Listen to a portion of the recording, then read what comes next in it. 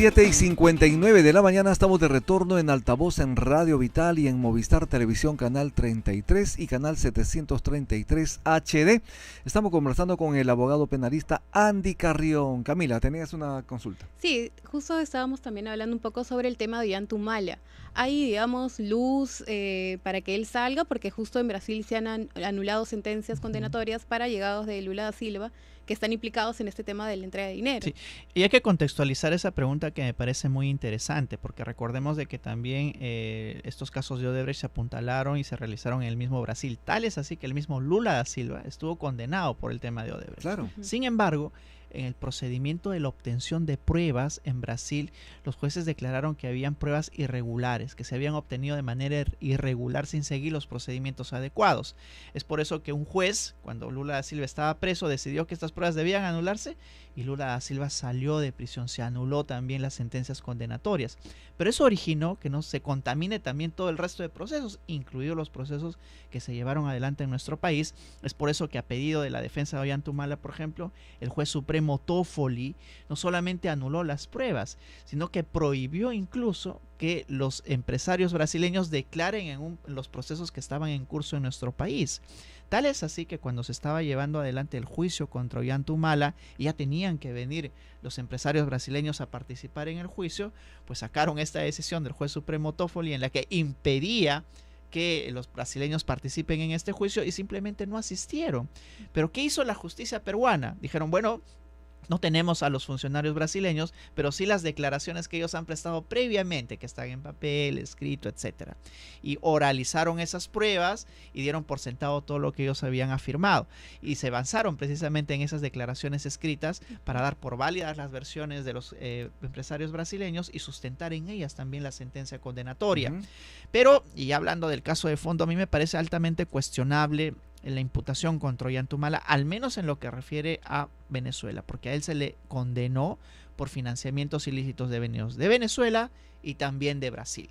De Brasil pueden haber algunas evidencias o pruebas, pero en el caso de Venezuela se basó únicamente en los dichos de Martín Belaúnde. Y todos sabemos que Martín Belaúnde casi, incluso durante el gobierno propio de Ollanta Humala, es enemigo declarado de Ollanta Humala y de Nadine Heredia. Entonces yo creo que una sentencia razonable hubiera sido quizás amparar sí el financiamiento ilícito, pero devenido de Brasil, en base a las declaraciones de los colaboradores, pero no la de Venezuela. ¿Se configura lavado de activos en ese caso? Yo creo que en general, en estos casos que vinculan a Keiko Fujimori, Ollanta Humala, desde mi perspectiva, no se configuraría el delito de lavado de activos, porque para configurarse como tal, uno tiene que tener o bien el conocimiento de que los dineros que están dando tienen una proveniencia ilícita, es decir, han sido obtenidos por actos de corrupción u otras, o tener al menos la sospecha. Bueno, yo no voy a, por ejemplo, no sé, pues algún gran delincuente, un narcotraficante que me financie la campaña, tengo que sospechar que esos dineros provienen de ese delito. Pero en este caso, recordemos, nos ubicamos en el año 2006, 2011, en las cuales Lula da Silva acompañaba a los empresarios brasileños a nuestro país para pedir que se inviertan, que hagan negocios, y bueno, ellos apuntalaron el financiamiento. Todo el mundo quería obtener financiamientos por parte de Odebrecht, todos los partidos, y el día de hoy lamentablemente sabemos de que ellos cometían actos de corrupción para obtener contrataciones con el Estado peruano. Entonces, en la época, porque es así como tiene que evaluarse un caso, no tenían un conocimiento ni sospecha de que los dineros eran ilícitos. Claro. Ahora, en alguna ocasión también se citó, bueno, pero han pitufeado, ¿qué pasó con eso? Bueno, así pitufeen, eso no convierte automáticamente el dinero de la forma de obtención en ilícito. ¿No? Hay empresarios que, por ejemplo, no quieren figurar dentro de la donación, se lo dan al partido y el partido, pues, para tratar de prorratear los pitufea, pero ese pitufeo no automáticamente no convierte en ilícito el dinero, si es que ha sido obtenido de alguien que tiene solvencia económica.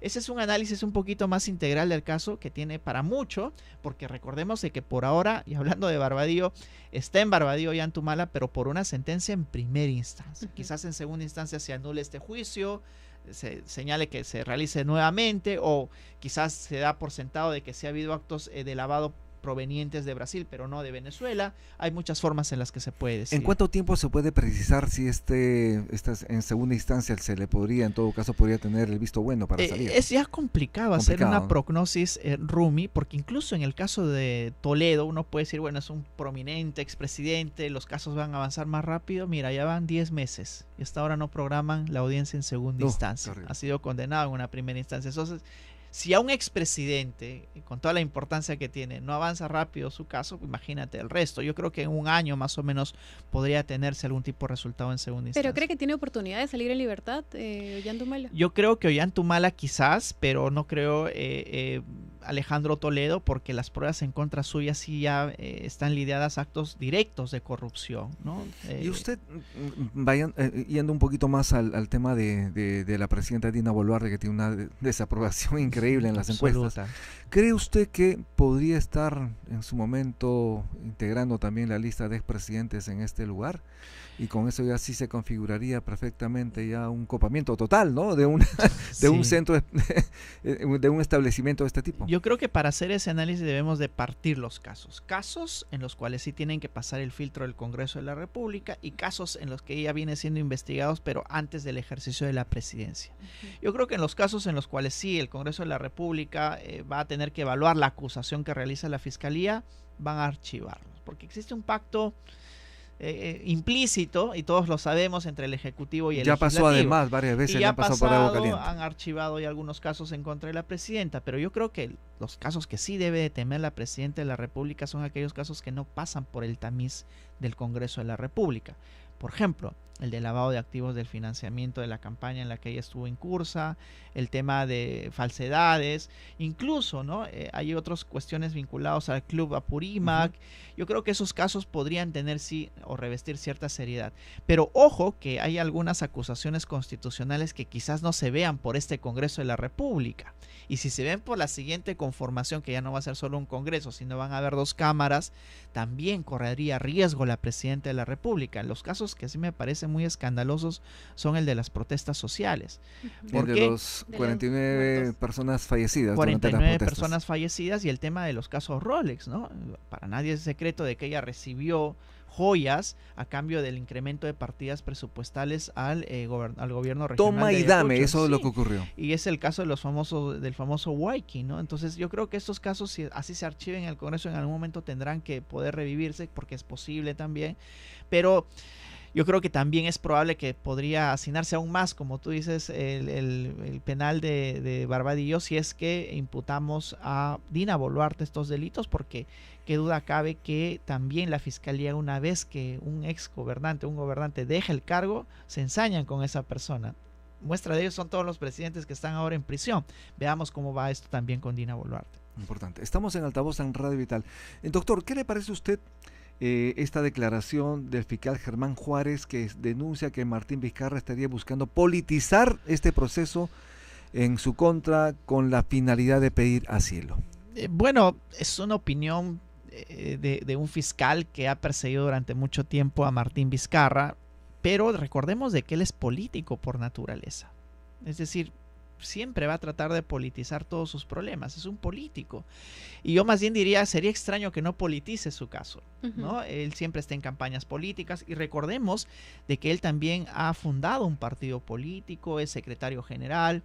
Entonces yo creo que más bien sería impedirle un derecho constitucional que todos los peruanos tenemos, que es ejercer la política. Ahora, eso difiere de la politización de su caso. En rigor, cuando un caso, una persona como él quiere politizarla, significa que quiere desvirtuar las imputaciones en base a una persecución. Claro. Pero yo creo que una persecución como tal no existe. Yo creo que sí existen evidencias de la probabilidad de la comisión de delitos, hay que decirlo en sus términos más técnicos, en base a lo que ya van a decidir ahora los jueces, ¿no? Porque también se hablaba de que esta era una especie de estrategia para ir a instancias internacionales, que de hecho él ya acudió por ahí, ¿no? Es que también están habilitadas esas vías. Yo creo que durante los últimos tiempos los políticos han tratado de politizar sus casos de cara a abrirse frentes que deslegitimen la propia investigación fiscal. Es poco probable que se acepten estos recursos en las cortes internacionales. De hecho, yo no recuerdo algún pronunciamiento de la Corte Interamericana, porque por lo general ellos más bien se pronuncian a favor de las víctimas, no necesariamente a favor de los perseguidos. Pero yo creo que ellos tienen su propia estrategia de cara a debilitar las imputaciones que se les realizan.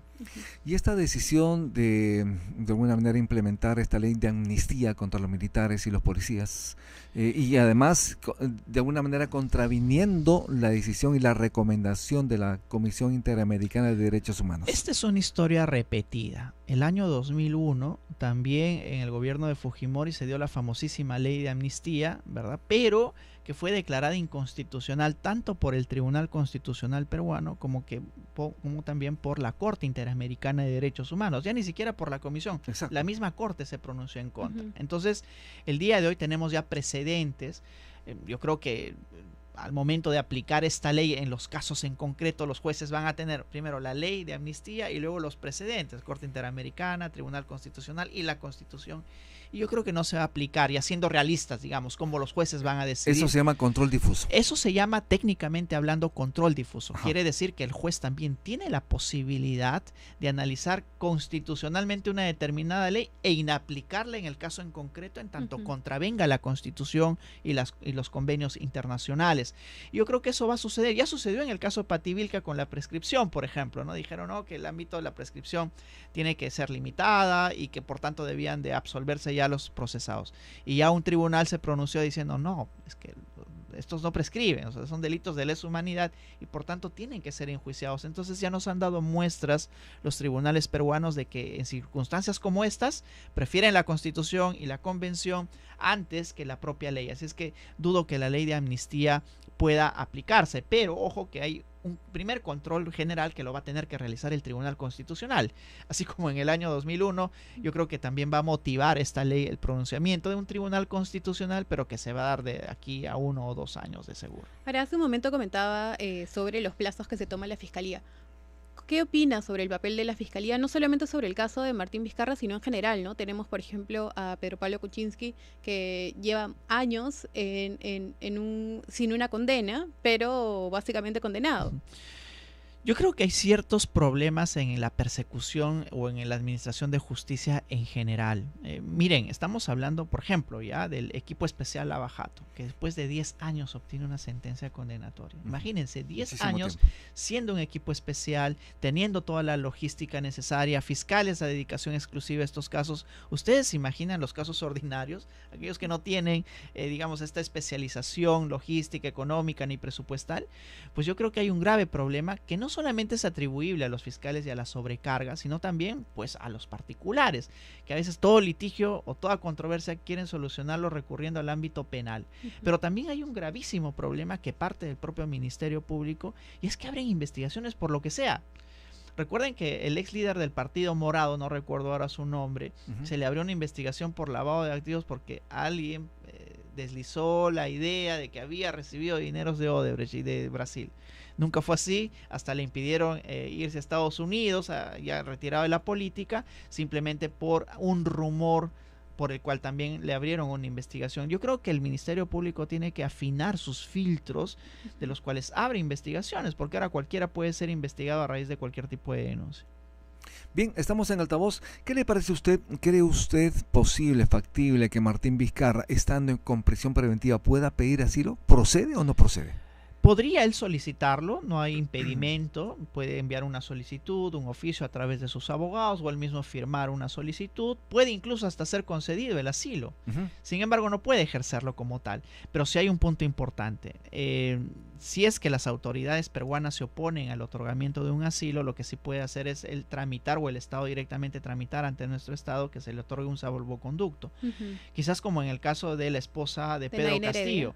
Pero para ello tendría que estar en un lugar seguro donde puedan disponer las autoridades extranjeras simplemente de la solicitud del salvoconducto. Y como él está preso, es casi de imposible realización porque el Estado se vería como débil, como que claudicaría ante un Estado extranjero, salvo se encuentre en territorio extranjero, que para eso están las embajadas, ¿no? Perfecto, doctor Andy Carrión, muchísimas gracias. Su despedida de las audiencias. No, gracias a ustedes y felicitarlos siempre por estar atentos a este programa que yo siempre lo veo también. Muchísimas gracias. Estuvimos con el doctor Andy Carrión, abogado penalista. Vamos a hacer una pausa en altavoz y pronto estaremos conversando con Carlos Ceballos, director de la Cámara Regional de Turismo del Cusco. Ya volvemos.